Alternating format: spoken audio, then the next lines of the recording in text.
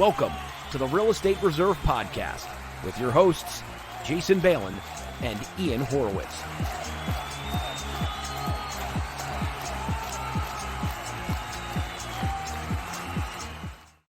Hey, what's going on? What's up, man? always jamming to the theme music. I like it. I don't know what to tell you. So nice. Well, we're gonna have a really good show going on today. Today's April 24th, Friday. If you're just tuning in for the first time, we always timestamp all of our shows because, hey, things have been changing so rapidly here in the local real estate investing space. So we want to make sure, some stuff we talked about yesterday may potentially change tomorrow. So we want to make sure we do this. So this is what we got on the show today. We have Jerry Lotz that's going to hop on and talk about cost segregation. Honestly, a very new topic for me. I had actually never heard of it. But when Ian explained it to me a few days ago related to potentially decreasing your the time that it takes to depreciate one of your assets, like one of your rental properties, I was intrigued. So Jerry's going to hop on here in a second. And then we got some stuff. We have a case study and a presentation to go through to make it very, very self-explanatory so you understand it. And then we've got a few other industry news to go through as well. So, all right, let's bring Jerry on real quick, and we will go from there. Hey, guys. Jerry, what's up, man? Pleasure to be here with you all today. Thank you. Yeah, thanks for coming on. So I recently met Jerry through our accountant just a short time ago, a few months ago, and it's a strategy that's really opened my eyes. And I thought it was super important to bring him on here. We're actively going through.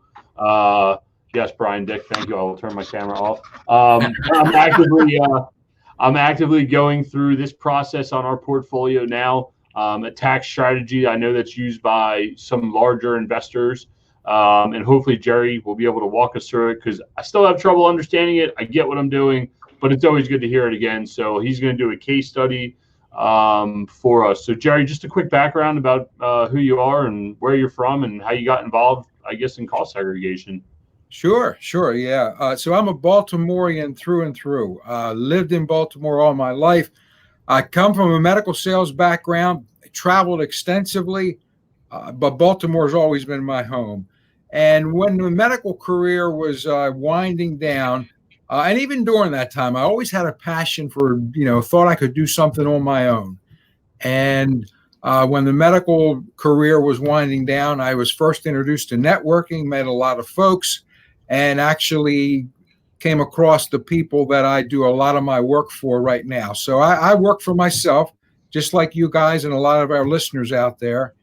And I represent a few different companies. The mission behind what I do is tax savings and cost savings. So a few years back when I met the folks at CSSI, Cost Segregation Services Incorporated, out of Baton Rouge, Louisiana, I was just thoroughly impressed. The integrity, the fact that they've been around for 18 years or so and completed projects on well over 20,000 properties across every state in the country, just spoke to the integrity of what they do. So I decided to take a trip down, met with their folks, and couldn't be any more pleased. They have my back. They have the backs of the clients that I'm working for, the building owners, and certainly the tax professionals that we work for as well. So, that's perfect way to start. So, if you want to, I was going to say, why don't you just explain maybe in 20 seconds, 30 second elevator pitch of exactly what cost segregation is. Okay, so typically, cost segregation is taking a building and segregating the assets that make up that building. There are some assets that are more structural that will remain to be depreciated over a 39-year timeline for commercial buildings. For residential rental properties, multifamily properties, that's 27 and a half years. But there are other intrinsic assets that make up that building. Maybe it's carpets, cabinets, countertops, special electric, special plumbing that can be carved out of that 39-year asset and put into a 5, 7, or 15-year category. So somebody's got just use a $275,000, 2-apartment rental. You're depreciating $10,000 every year for 27 and a half years till you fully depreciate that building. But in that building, there may be $10,000, $20,000, $50,000, $70,000 worth of those assets that can be pulled out and depreciated much more quickly. So cost segregation, pulling those assets out, gives that building owner more deductions early on up front to offset their income, so they significantly reduce their tax burden. Right. And this is a strategy, I guess it's commonly used a lot more in commercial real estate. That's why a lot of us single family real estate investors don't see it as much. Or is it something new, or how did this originate? Good question. Good question. So back in the late 90s and 2000 or so, there was a landmark court case, Hospital Corporation of America against the IRS. Hospital Corporation of America won that case, and that really put cost segregation on the map. Now, interestingly enough, the guy who's the president of CSSI, the company for whom I work, was commissioned by the attorney that won that case to come up with formal protocol to bring cost segregation to a level that people could really access. So when it first came out, it was truly for the big four accounting firms, the mega $1 million complexes. But now, through experience and technology, we can find oftentimes value in buildings, and single family homes and things a couple $100,000 and above. Right. Yep. Exactly. Yeah. So I guess this is the Jim Shreve is the one that you were talking about here. Yeah. Jim is the owner of the company. I can't say it enough. Just a kind of a salt of the earth kind of a guy, and has taken his personality and culture and ingrained that, and just kind of attracted other like people. I can call one of our VPs and access them immediately to, if there's a question, if one of the tax professionals that we're working with has a question, we'll hop on a call and work through things. They're just great people. Okay. So, and so far from what we've dealt with, it's been awesome, and we're learning. And I guess this is where we get into the nuts and bolts. I know we skipped a few slides, but we've kind of figured out who you are. But it's okay, sure. So just for me, sometimes it's easier for me to chew up the information. The way I understand cost segregation, and maybe you can dive deeper, is normally you just put all your cost basis into the property. You rehab, you buy a property, you rehab it. Say you're all in for $100,000.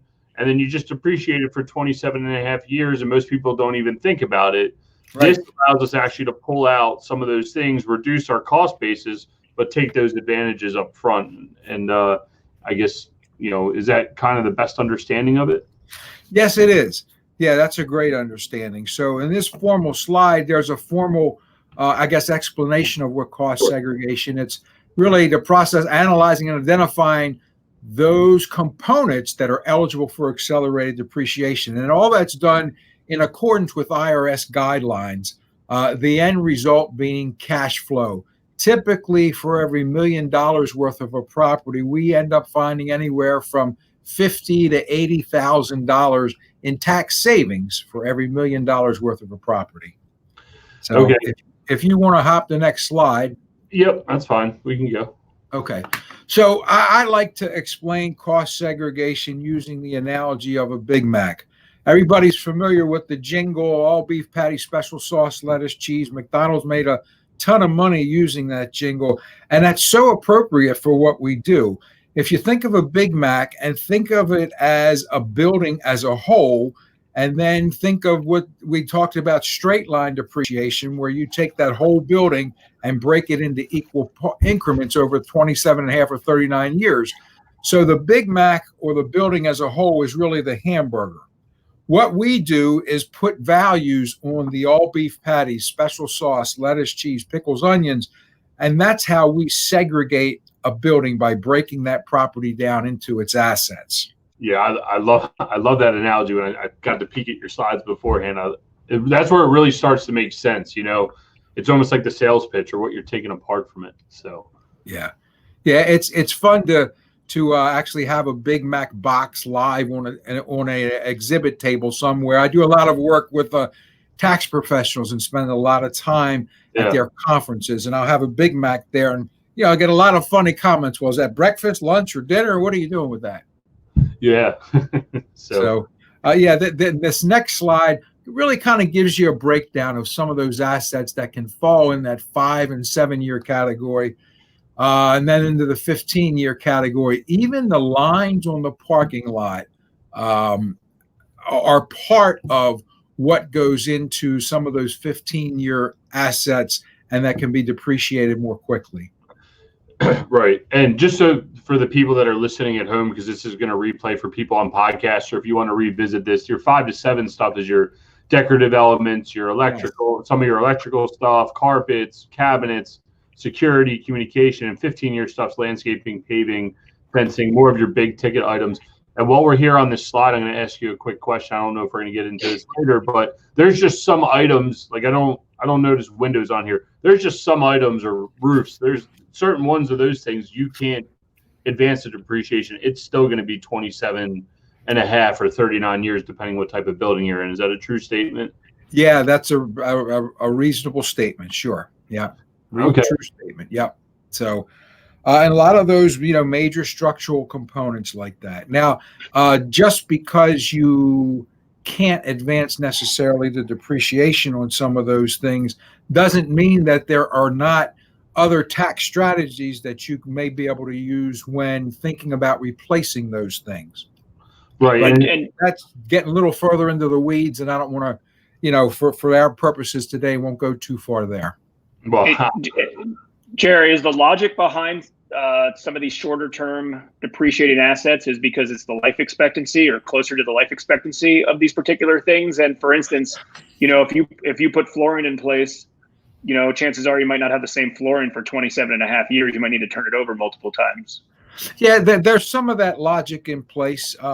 But it really it goes back to I guess the Bible of this which is part of the IRS tax code. So they've used some logic in determining some of those factors, and that's that's really all we can go by at this point.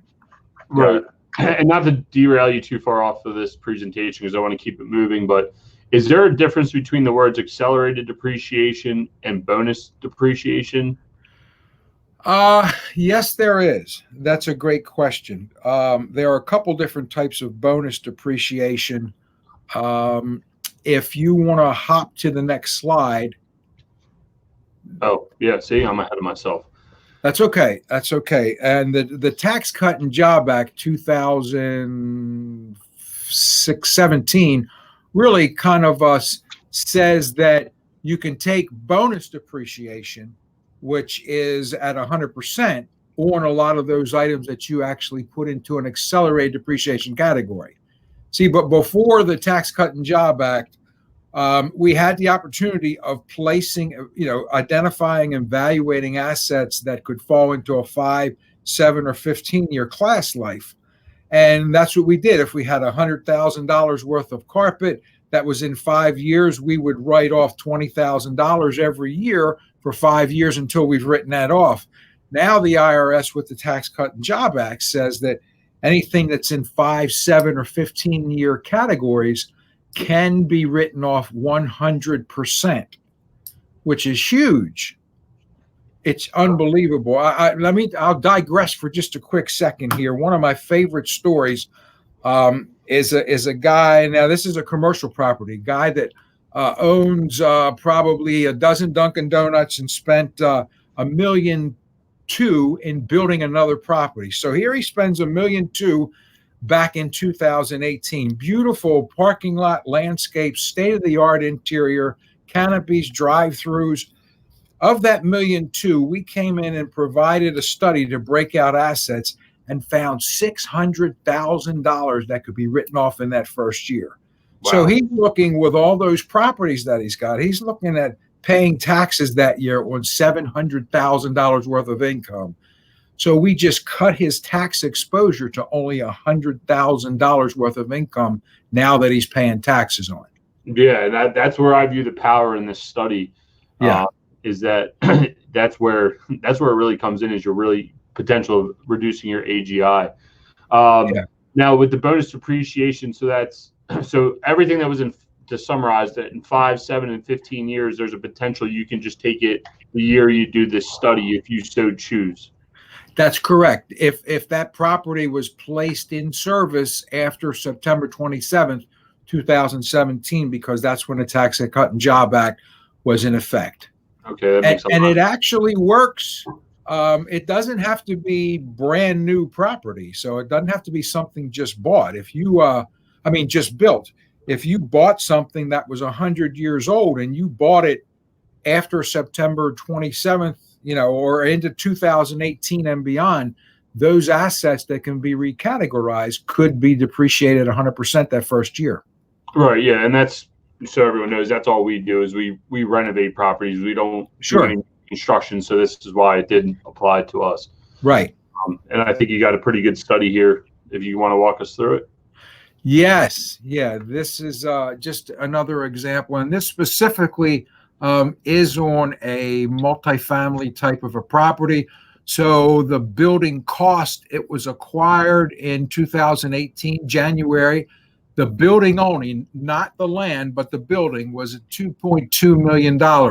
Using that straight line 27.5-year depreciation model, in that first year, they would have been able to expense or depreciate $76,670. The next year, they would have added another full year's worth of depreciation to that.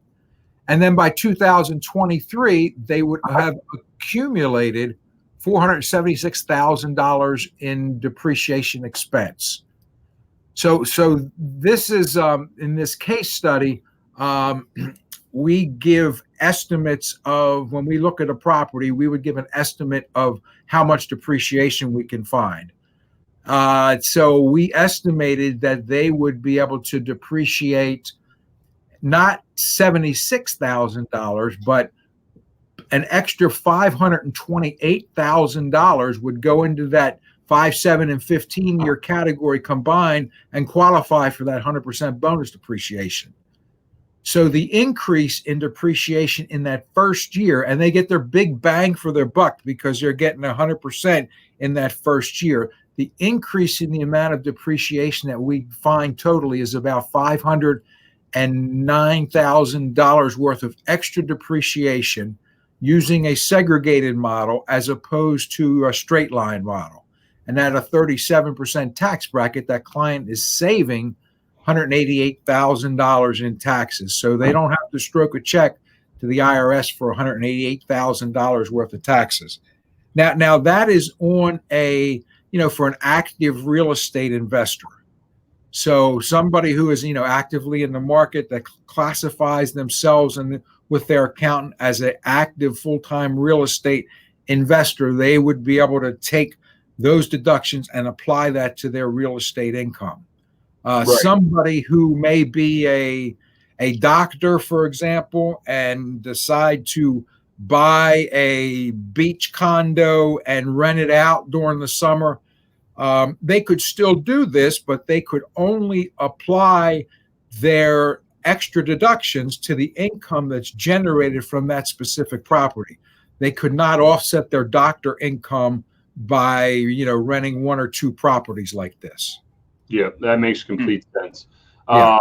And so in this example, under the alternative method, they're taking 528 in year 1, and then the total in 2023, instead of being 476, they're at almost 890 in cumulative depreciation. Absolutely. Yep. Yeah. So you're talking about, my God, $414,000 of added depreciation or added reduction in taxes that they potentially had to pay. So that's huge. That much extra depreciation that translates into, yes, a huge number in tax liability. Right. Yep. Yeah. So there's the CARES Act. Everybody's heard a lot of hype about that. It's in the news all the time.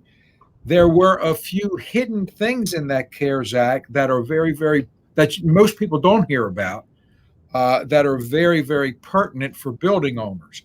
Back in the Tax Cut and Job Act, when Congress defined what's called as QIP, or quality improvement property, they clarified how they defined that in the Tax Cut and Job Act. And now anything that can be identified as what's called an interior improvement of a commercial building. So this doesn't have anything to do with residential rental or multifamily properties, but QIP is on the commercial side. But anything that was identified as QIP can now be depreciated at 15%. In the 15-year property, which can be depreciated at 100%. So, and then the other big thing that may have resonate well with a lot of our listeners is this carryback of a net operating loss. So, if somebody had profitable years in 14, 15, 16, 17, 18, and 19, they could actually perform one of these studies on a property or multiple properties in 19 and end up with way more deductions to offset their income from 19, and then take those leftover deductions or expenses and retroactively apply them to profitable years 14, 15, 16, 17, 18, and potentially get tax refunds on those years. So that's huge as well. Yeah, that's huge. And to be clear, in that study that you were doing up here, had they not been able to use the $509,000 in year one, they could normally, you would carry it forward to year 2020 if we were 2021. But now you're saying they can potentially use this as look back to offset old income. Yes, exactly. Got it. So when you look at cost segregation, who qualifies and who benefits, basically it's anybody that owns property, buildings, and a lot of people that even lease property. We do a number of projects for people who go into strip centers and the landlord gives them $100,000 toward their build out. They spend another $200,000 of additional money on, that they're spending that's theirs to really build out the space. And we go in and segregate the $200 worth of assets that they've spent on their own money. So a lot of leaseholders can benefit from this as well. And just about any type of building that's out there. I mean, we've done, a lot of multifamily, a lot of self-storage, a lot of restaurants, cannabis farms, refineries, just about anything you can think of can benefit. Any business that has real estate, right? Any what? Any business that resides or utilizes real estate in their business that they lease or they own. Yes. I mean, does it make sense potentially because obviously, there's time and cost associated with doing this. I'm not sure if this is something that, a normal CPA can just do on an investor's behalf, or if they have to retain companies like yours in order to help them. But is this something that makes sense for, a single real estate investor that might have a few properties, 1 or 2 properties, or maybe 10 properties? Because assuming, obviously you have to look based on, cost, time, savings to see if it's worth retaining that. I mean, is there clients that do it on a one-off basis? Or usually, what's the threshold to make sense? Well, the property size threshold or value threshold, we typically say anything $200,000 and above, but we'll bend a little bit from there. So, I've done studies in the $150,000 property building value and above. As a company, CSSI has done, $150,000 condo up to $1 billion+ resorts. So it's really a matter of allowing a company to, a cost segregation company to run what's called a pre-analysis. Now, we do that all day long. There's no charge to have that done, and it really it gives a best guess estimate based on us taking that specific property, benchmarking it up against, the segment of those 20,000+ properties that are fit into a similar category. and then coming back with some numbers to say, hey, this project is going to generate potentially $20,000 in tax savings, and the after-tax cost for us to do the work is going to be $3,000. So, I oftentimes say, well, if you had $3,000 and went to Las Vegas and came back with $20,000, would that be a good day for you? Yeah. So you're saying $100,000 in improvements or $100,000 property value? Let's say I buy a property for $100,000. I'm just trying to use a standard deal on a one-off deal because most of our viewers are, residential real estate investors. Let's say they buy a property for $100,000. They put $50,000 into it and they hold it as a rental, and that's just one deal. And let's say they do multiple deals. I'm guessing if they just do one in particular, it might not make sense. But as they do multiple ones, I would love an opportunity to run the numbers. One is, depending on how long they've had it, this is something that does not have to be engaged when somebody first buys a property. There's opportunities to go back, even if somebody's bought it, 2, 3, 5, 7 years ago, and run some numbers and see if it makes sense to do that. So it's really, somebody buys a building. So if they pay $150,000 for the package, $100,000 is designated towards building. Then they put another $60,000, $70,000, $80,000 in improvements in that. All of a sudden, now that building basis is 100 plus that 50, 60, 70, whatever. And that certainly is, something worth taking a look at. Yeah. And do you think that most clients that you work with, you're probably working directly with their CPAs as well. Do the CPAs grasp this and understand the concept of it? It's funny. I work with a lot of tax professionals, and that's part of what we do. We're the engineering-based calculation company that gives the tax professionals the numbers to apply to the return. So we give credence to the numbers that they apply to return. A lot of tax professionals over the years have adopted this. A lot of them have kind of turned a blind eye to it. A number of them had said, well, I can pick off certain pieces of low-hanging fruit and, accelerate some things. And some of them are pretty darn good at it. But having an engineering-based company that is using, customized and some very sophisticated and off-the-shelf software combinations to figure this all out, really adds credence to the process. Go ahead. I'm sorry.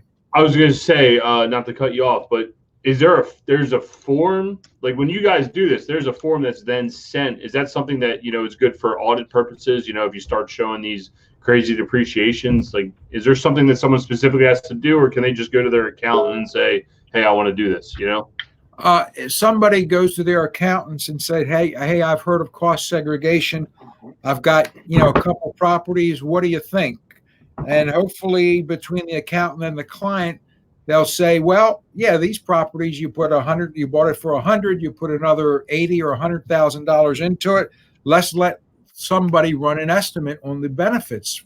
So then, a cost segregation company could run the estimates, and they might estimate, $50,000, $60,000 in extra depreciation and a cost of, $4,000 or $5,000 to do the project.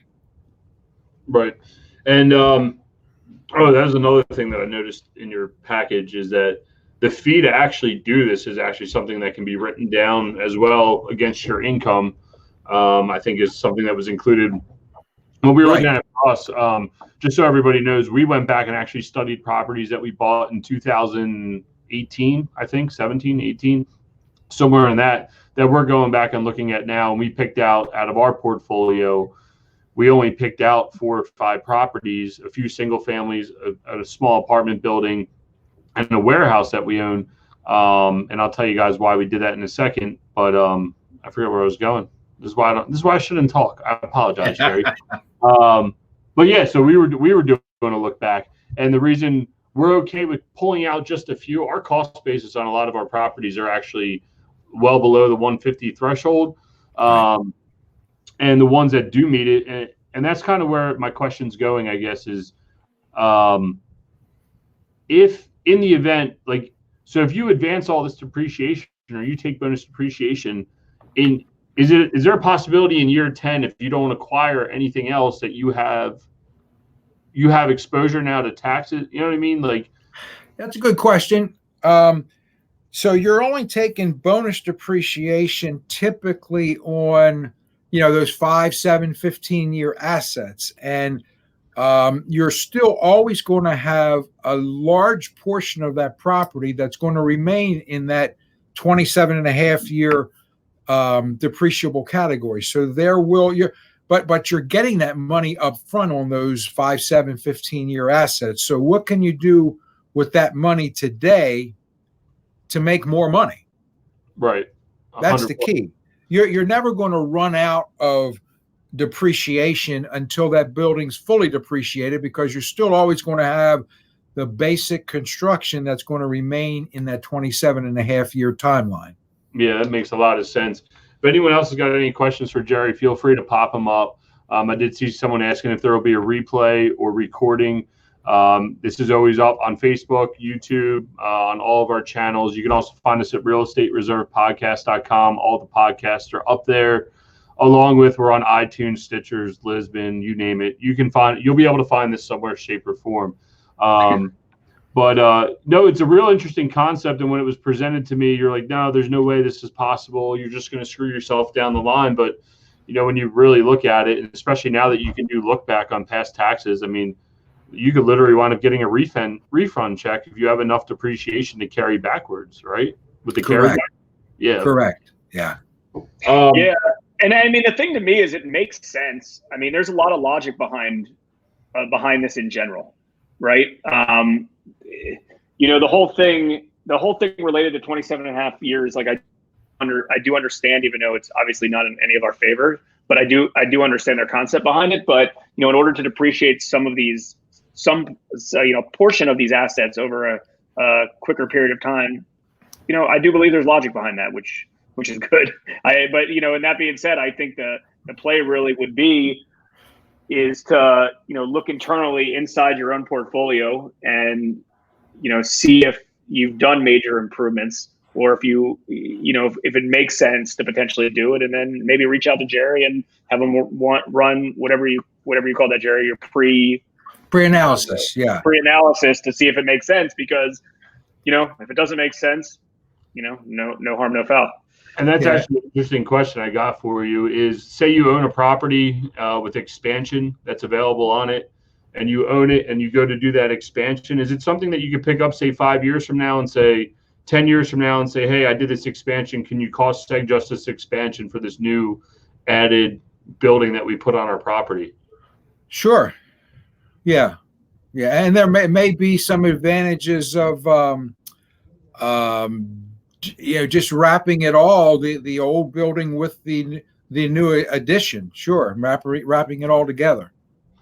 Got it. Yeah, no, it makes a lot of sense. Looks like you got a nice shout out from Pete Belden. I know he has a few Airbnbs that are meet your threshold. And it's tremendously informative, and he'll be reaching out to you. Cool. So Jerry, I've got your slide up here, but what's the best way to get a hold of you? And you got anything else for us that you want to leave us with? I'd just like to say two things. First off, thanks so much, guys, for allowing me to participate with you, and thanks to the audience for listening and engaging. We appreciate that. Whether a property is newly bought, newly built, even if it's been owned for a number of years, there's a good chance we can find tax savings. When I was in medical sales, I worked for a boss who about 11:45, there's a dozen of us or so in the room listening to him, and the VPS is up there. Our stomachs are growling. We're hungry as anything. We can smell the food outside the room. He turns from the whiteboard and cocks his head and he says, you know what? You don't know what you don't know. And I thought about that, and all of us, we're saying, what the heck is he talking about? And then the room was silent, but then the light bulb went off. You really don't know what you don't know unless you take a closer look and allow us to run some numbers. So Yep. Makes sense. we do this all day long. I'm sure CSSI runs probably 5,000-6,000 of these pre-analysis reports every year. So happy to do it. As far as connecting with me, my cell number usually works quickest, which is 410-960-8269.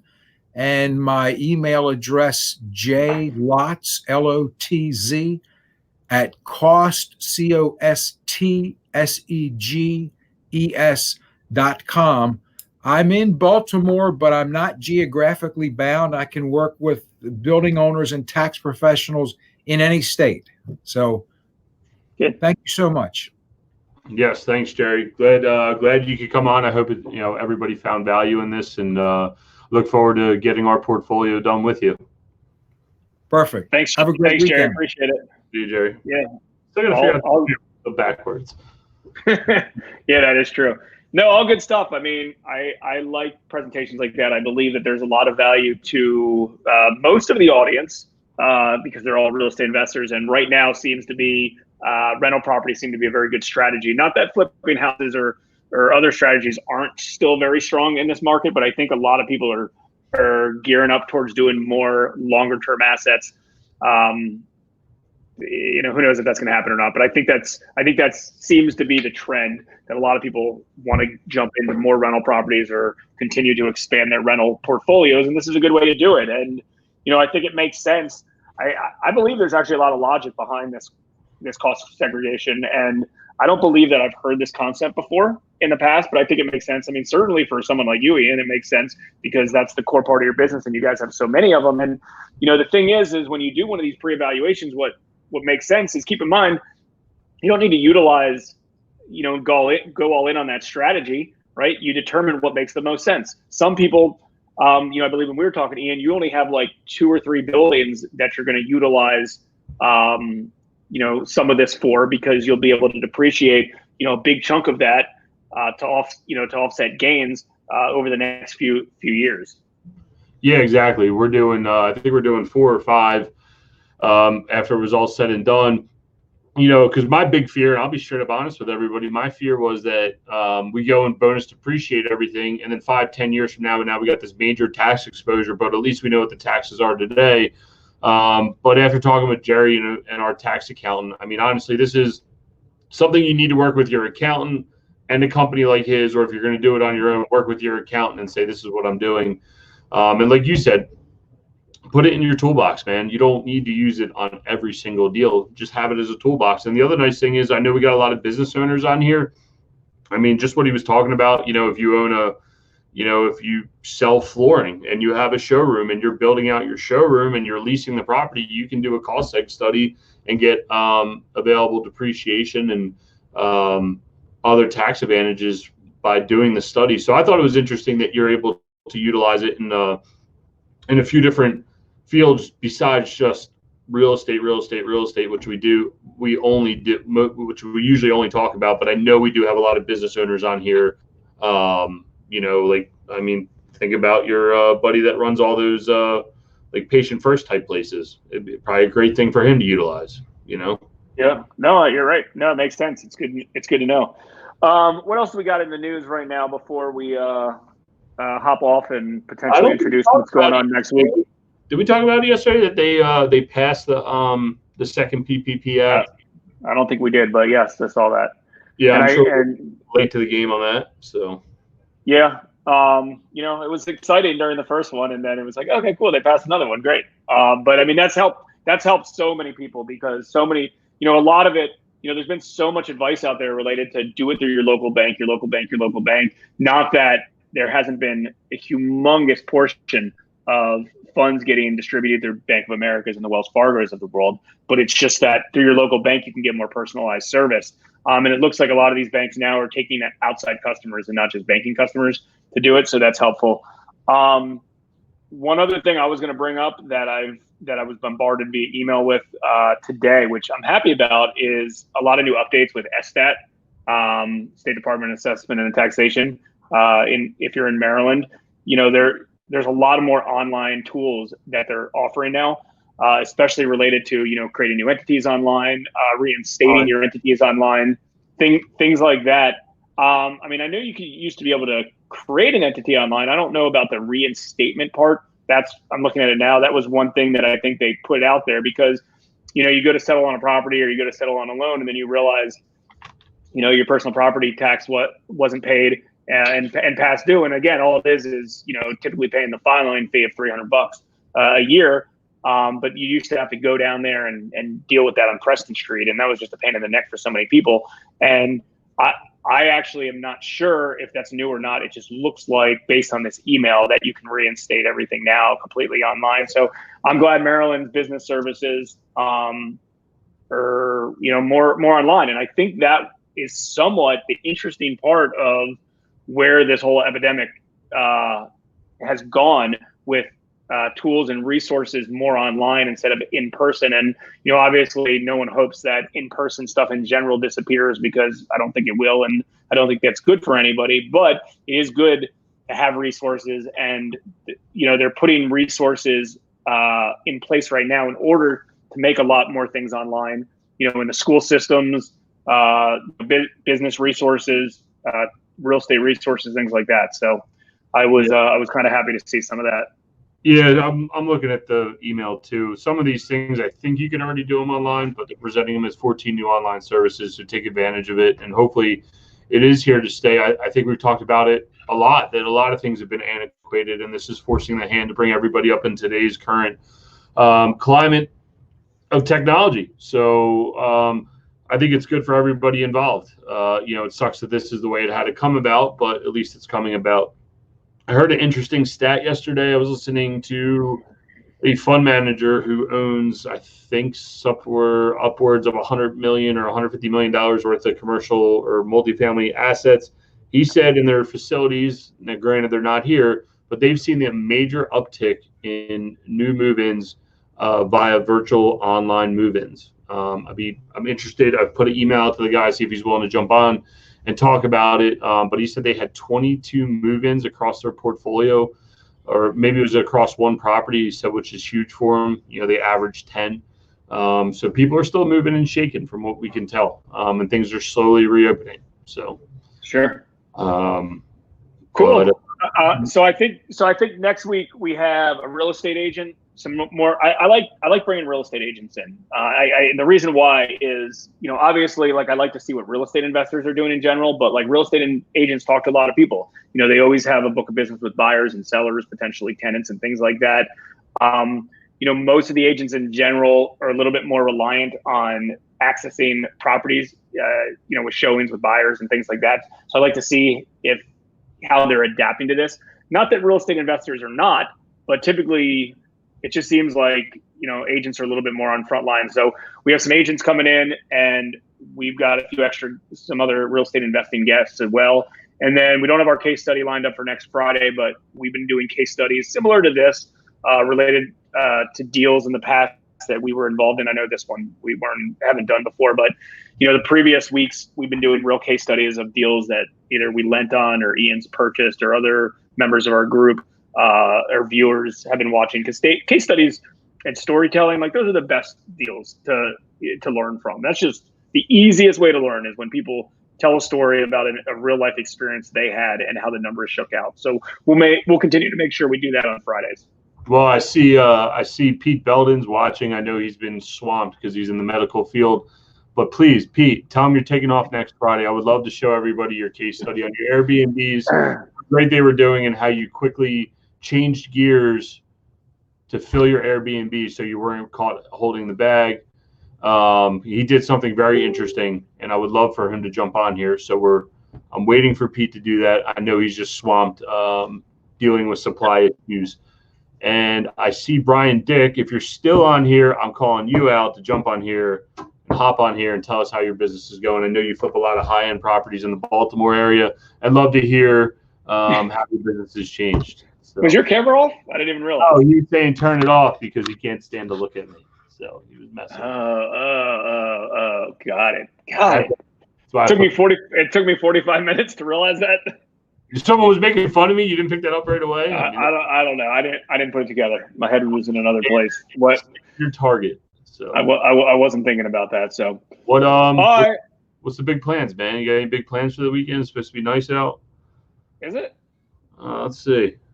64 tomorrow, man. We got to do something. I'd say go golfing, but we can't do that here. Well, we can play.